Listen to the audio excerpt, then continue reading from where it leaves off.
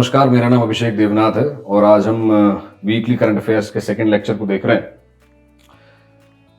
आज की हमारी जो स्टोरी है वो इस वीक की बहुत गेसेबल स्टोरी है, बहुत फेमस स्टोरी है जो कि आप लोगों ने सोशल मीडिया वगैरह पे देख ली होगी। रिसेंटली जो नेपाल में पॉलिटिकल क्राइसिस हो रहा है उस बारे में हम बात करने वाले हैं।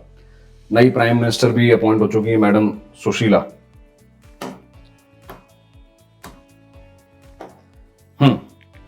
अच्छा, ये स्टोरी देखने के पहले हमने लास्ट क्लास में जो भी पढ़ा था एक बार उसको रिवाइज कर लेते हैं, उसके कुछ एमसीक्यूज देख लेते हैं।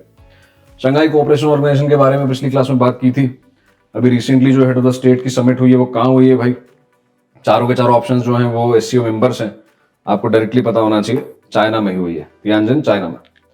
नेक्स्ट, दोबारा से ही एससीओ के बारे में पूछा गया है कि उसका परमानेंट सेक्रेटरीट कहाँ पर है। चाइना में है, ये हमको मालूम ही है, पर इस बार दो ऑप्शंस दिए हुए हैं आपके पास, एक शंघाई चाइना और एक बीजिंग चाइना। तो बीजिंग में, ये भी हमने लास्ट क्लास में देख ही लिया था।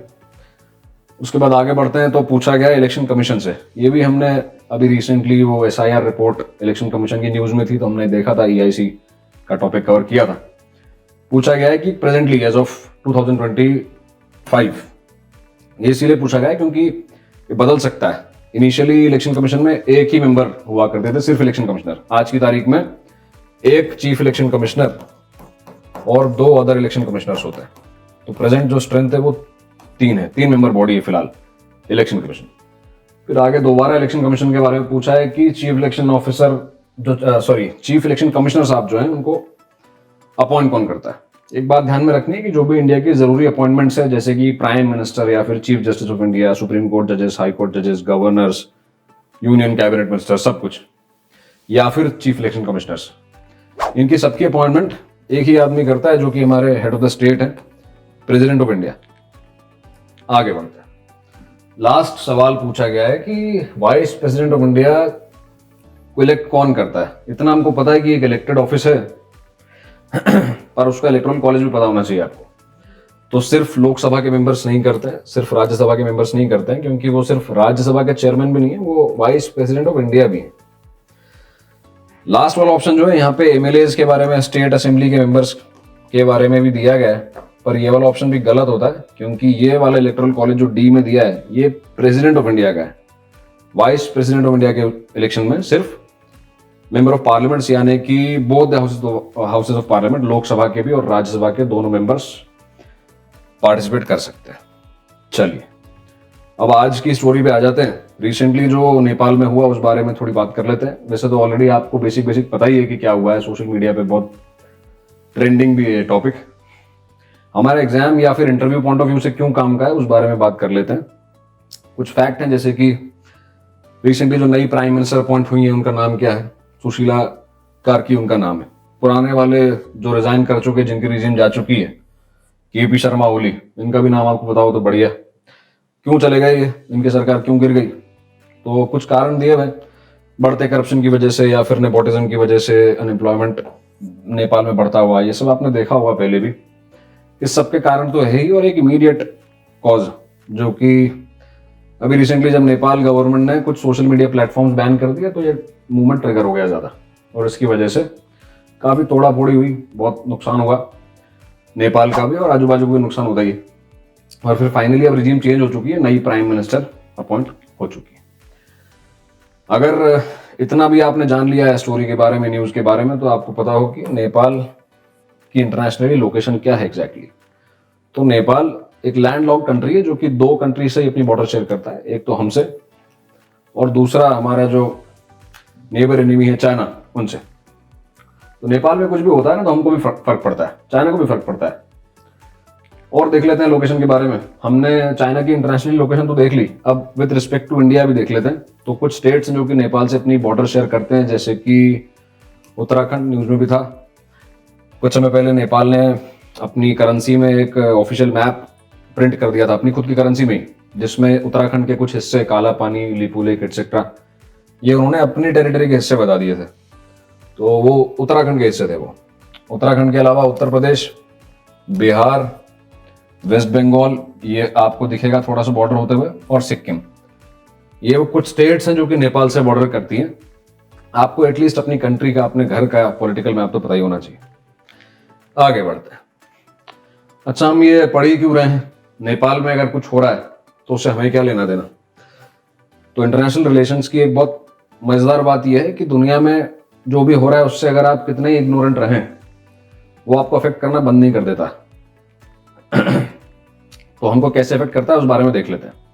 अगर हमारे बॉर्डरिंग कंट्री में कुछ भी गड़बड़ होती है तो उससे कुछ डायरेक्ट इम्प्लीकेशन, कुछ डायरेक्ट इम्पैक्ट होते हैं हमारी कंट्री में, जैसे कि क्रॉस बॉर्डर टेररिज्म या क्रिमिनल एक्टिविटी बढ़ती हुई दिखती है आपको, या फिर स्मगलिंग बढ़ती हुई दिखने लग जाएगी आपको, आर्म्स की, ड्रग्स की, ह्यूमन ट्रैफिकिंग एटसेट्रा एटसेट्रा। तो हमारे लिए सिक्योरिटी पॉइंट ऑफ व्यू से बहुत बड़ा थ्रेट है। एक तो चीज हो गई सिक्योरिटी। उसके अलावा तो नेपाल हमारा एक इंपॉर्टेंट ट्रेडिंग पार्टनर भी है और हम नेट सरप्लस में होते हैं। हम ज्यादा एक्सपोर्ट करते हैं, कम इंपोर्ट करते हैं चाइना से। कितने वॉल्यूम का एक्सपोर्ट करते हैं हम? तो करीब करीब 7.5 बिलियन के आसपास, $7.5 बिलियन, $1 बिलियन 8,000 करोड़ रुपए के आसपास होता है। इतना बड़े वॉल्यूम का एक्सपोर्ट होता है। चाइना में कुछ इंस्टेबिलिटी होने की वजह से हमारा धंधा, हमारे एक्सपोर्ट जो है वो अफेक्ट होता है चाइना में। उसके अलावा क्या हो सकता है, तो क्योंकि चाइना हमारे अलावा सिर्फ एक ही कंट्री से बॉर्डर शेयर करता है, चाइना से, तो चाइना के कुछ दूसरे इनिशिएटिव्स हैं जैसे कि बेल्ट एंड रोड इनिशिएटिव, इसको मॉडर्न डे सिल्क रूट भी कहते हैं। इससे हमारा नुकसान होता है काफी। तो इस तरीके के इनिशिएटिव्स और स्ट्रांग हो जाते हैं। आगे देखते हैं नेपाल के बारे में कुछ फैक्चुअल इंफॉर्मेशन और भी है। स्टोरी के बारे में तो हमने समझ लिया, नेपाल के बारे में कुछ चीजें देख लेते हैं कि क्या क्या है। जैसे माउंट एवरेस्ट जो है, दुनिया की हाईएस्ट पीक जो है एवरेस्ट, हिमालयाज की तो हाईएस्ट पीक है ही, दुनिया की भी है, ये नेपाल में सिचुएटेड है। उसके अलावा तो नेपाल एक लैंडलॉक्ड टेरिटरी ऑलरेडी देख चुके हैं हम। नेपाल की कैपिटल आपको पता हो, काठमांडू। एवेंजर्स वगैरह या कुछ मार्वल मूवीज आप देखते हैं तो आपको पता होगा ये। उसके अलावा कुछ हिस्टोरिकल और कल्चरल सिग्निफिकेंस भी है नेपाल का रिस्पेक्ट टू अस। क्यों? क्योंकि जो गौतम बुद्ध है, आज की तारीख में तो बुद्धिज्म इंडिया में इतना इन्फ्लुएंशियल और मेजर रिलीजन नहीं है, पर कभी हुआ करता था। और ज्यादातर ईस्टर्न कंट्रीज जो हैं, साउथ ईस्टर्न या साउथ ईस्ट एशियन कंट्रीज जो हैं, वहाँ पे बुद्धिज्म जो है वो काफी इंपॉर्टेंट रिलीजन है। तो गौतम बुद्ध जो है, जो कि रिलीजन के फाउंडर भी हैं, वो लुम्बिनी में पैदा हुए थे, जो कि प्रेजेंट डे नेपाल में सिचुएटेड है। और उसके अलावा हमारे इंडियन आर्म फोर्सेस में एक इंपॉर्टेंट रेजिमेंट भी है, गोरखा नाम से। हमारे farmer field marshal Sam Manekshaw का अगर आपने नाम सुना हो तो वो भी इसी रेजिमेंट से थे। ठीक है, आगे बढ़ते हैं। हमने एक स्टोरी तो कवर कर ली, इस वीक की सबसे जरूरी जो स्टोरी हमारे पास थी। इसके अलावा कुछ नेशनल और इंटरनेशनल न्यूज और हैं जो कि हम एक एक लाइन में देख लेंगे। जैसे कि एक गवर्नमेंट स्कीम है, प्राइम मिनिस्टर जनधन योजना, पीएम जनधन। ये एक फाइनेंशियल इंक्लूजन स्कीम है। फाइनेंशियल इंक्लूजन का मतलब होता है कि वो लोग जो फाइनेंशियल सिस्टम से, बैंकिंग सिस्टम से बाहर हैं, उन्हें अंदर लाना। जैसे कि इंडिया में बहुत बड़ा सेक्शन ऑफ सोसाइटी ऐसा है जो बैंकिंग अफोर्ड नहीं कर सकता, क्योंकि प्राइवेट बैंक जो होते हैं उनके पास उनके यहाँ पे कुछ मिनिमम अकाउंट बैलेंस आपको मेंटेन करना होता है। जैसे अगर मेरा बैंक अकाउंट HDFC में और मुझे अगर अकाउंट चलाना है, मेंटेन करके रखना है, तो मुझे कम से कम 10,000 रुपये उसमें at any point of time रखने होंगे। इंडिया में बहुत बड़ी पॉपुलेशन ऐसी है जो कि ये पैसा हमेशा नहीं रख सकते अपने बैंक में। तो इसका सोल्यूशन था जीरो बैलेंस अकाउंट्स।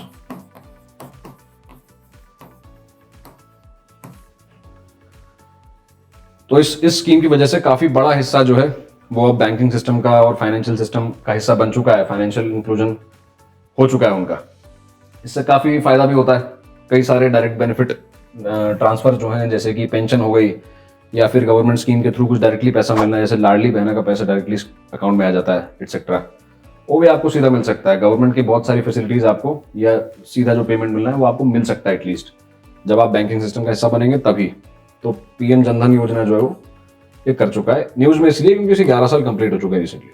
उसके अलावा यस बैंक पिछले कुछ साल पहले न्यूज में था बैंकरप्सी की वजह से। उसके बाद फिर HDFC ने, SBI ने कुछ पैसा डाल के बैंक को बचा लिया था, पर अब बैंक ठीक ठीक परफॉर्म करने लग गया है। रिसेंटली जापान की कोई बैंकिंग कॉर्पोरेशन ने भी कुछ स्टेक लिया है यस बैंक में, तो बाइंग का टाइम आ चुका है। उसके बाद एक और अपॉइंटमेंट आप देख सकते हैं, राजीव रंजन साहब का नाम यहाँ लिखा हुआ है। ये फॉर्मर RBI एम्प्लॉय रह चुके हैं, मॉनिटरी पॉलिसी कमेटी के मेंबर भी रह चुके हैं। अभी रिसेंटली ये न्यू डेवलपमेंट बैंक के वाइस प्रेसिडेंट और चीफ रिस्क ऑफिसर अपॉइंट हुए हैं। ये जो न्यू डेवलपमेंट बैंक है ये बहुत इंपॉर्टेंट इंटरनेशनल फाइनेंशियल इंस्टीट्यूशन है, ब्रिक्स के अंदर आता है ये, BRICS, Brazil, Russia, India, China, south Africa. 5 ये प्लस 5 अभी नए मेंबर्स और आ गए हैं। नेक्स्ट क्लास के MCQ में पूछूंगा कौन कौन आए हैं, पढ़ के रखना। आगे बढ़ते हैं, कुछ इंटरनेशनल न्यूज देख लेते हैं। पहला बताया गया है कि रशिया जो है हमारे कुछ 1 मिलियन 10 लाख के आसपास इंडियन वर्कर्स चाहता है कुछ सेक्टर्स में काम करने के लिए, जैसे कंस्ट्रक्शन में, टेक्सटाइल में, इलेक्ट्रॉनिक्स में, मशीनरी में वगैरह वगैरह। क्यों चाहता है वो ऐसा? क्योंकि रशिया की पॉपुलेशन डिक्लाइन में जा रही है, नेगेटिव ग्रोथ रेट दिखा रही, और इंडिया के पास बहुत बड़ी पॉपुलेशन है जो कि अनएम्प्लॉयड भी है, तो हम अपना कुछ वर्कर जो है वो एक्सपोर्ट भी कर सकते हैं, जिससे हमको फॉरेन रेमिटेंस भी मिल सकता है। आगे बताया गया है कि साउथ कोरिया जो है, अच्छा कोई भी कंट्री का नाम लिखा हुआ दिखे, जैसे रशिया का, साउथ कोरिया का, नेपाल अभी हमने देखा, कोई इंटरनेशनल कंट्री, तो उसके बारे में कुछ नॉलेज होना चाहिए, उसके एटलीस्ट उसकी पॉलिटिकल मैप पे उसकी लोकेशन आपको पता हो वर्ल्ड मैप में। तो रिसेंटली साउथ कोरिया ने मोबाइल फोन स्कूल में बैन किए हैं, ठीक है, इतनी कोई जरूरी बात नहीं है। आगे बढ़ेंगे तो उर्जित पटेल जो कि पुराने RBI गवर्नर रह चुके हैं, एक और इंडियन फाइनेंशियल इंस्टीट्यूशन का नाम आया है reserve bank of India, RBI। सुना है आपने, नोट यही छापते हैं। नोट छापने के अलावा एक जरूरी काम ये और करते हैं कि इंडिया में महंगाई होने से बचाते हैं, है ना। जरूरत से ज्यादा भी महंगाई अच्छी नहीं है, जरूरत से कम भी अच्छी नहीं है, एक कंफर्टेबल रेंज में होनी चाहिए वो। महंगाई को अंग्रेजी में कहते हैं, इंग्लिश में कहते हैं इन्फ्लेशन। RBI का काम है ये इन्फ्लेशन को उस रेंज में रखना। क्या रेंज है फिलहाल? 4% आइडियल रेट ऑफ इन्फ्लेशन होना चाहिए, ज्यादा से ज्यादा 2% बढ़ के 6%, कम से कम 2% घट के 2%। इस रेंज में जब तक इन्फ्लेशन रहता है हमारी इकोनॉमी ठीक परफॉर्म करती है। तो रिसेंटली उर्जित पटेल साहब जो हैं, जो कि पहले RBI के गवर्नर भी रह चुके हैं, वो इंटरनेशनल मॉनेटरी फंड, जो कि अगेन एक बहुत इंपॉर्टेंट फाइनेंशियल इंस्टीट्यूशन है इंटरनेशनली, वर्ल्ड बैंक के बाद। वर्ल्ड बैंक का नाम भी आपने सुना ही होगा, जहां जहां IMF का नाम आता है वहां वर्ल्ड बैंक का भी आता ही। इन दोनों को ब्रिटेन वुड ट्विंस भी कहा जाता है, क्योंकि एक ही साथ में बने थे, एक ही स्टैच्यूट की वजह से। दोनों में बेसिक फर्क ये है कि world bank long term lending करता है, जबकि IMF जो है वो शॉर्ट टर्म क्राइसिस में मदद कराता है। ठीक है, इतना काफी है। नेक्स्ट सेशन में जब भी हमारी बात होगी, अभी इतना रिवाइज करके रखना, ब्रिक्स की 5 और कंट्रीज रिवाइज करके रखना, पता करके रखना क्या है, MCQs में पूछूंगा। ठीक है, फिर मिलते हैं नेक्स्ट क्लास में। Keep learning.